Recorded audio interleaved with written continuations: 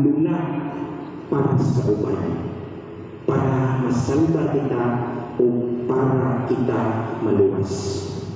O kini nagugma giawhag na ato ang puy-an, kay kung dili nato puy-an, bali ang atong pagpuyo. Kung ang atong kaugalingon ang atong higugmaon, dili kita ang magpasan sa krus, kung dili ang uban. Di ba mamanay ko karon sa ato ang katilingban, sa atong nasod, giuna gigugma ang kaugalingon, mauna dako kaayong korupsyon na nakita.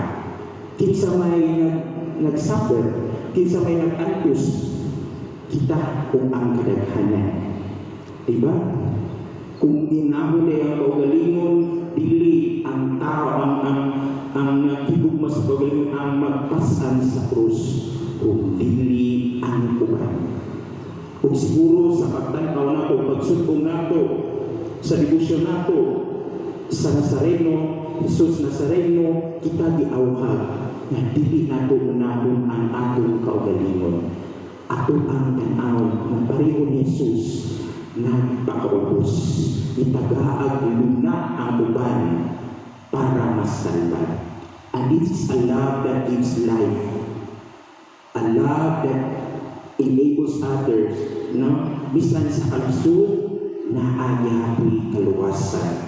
Pero kung baligali, unahon ang kaugalingon, daghan na magsuffer ng mga igsuon.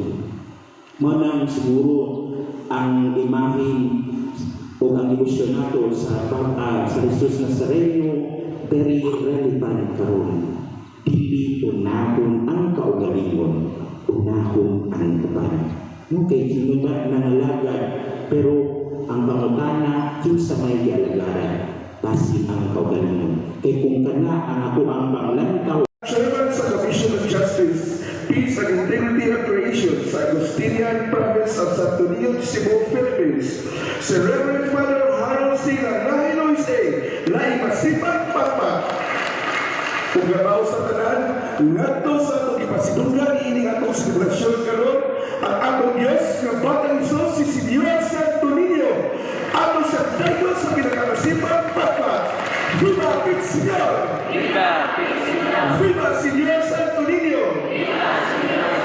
Viva el Señor! Lain masipag Pakpak kang Señor Santo Niño. Daghang salamat kung manindog ang tanan alang sa katapusang panalangin. Bidisyon sa kaimanan sa debosyon, pag-ampong ka, amahan sa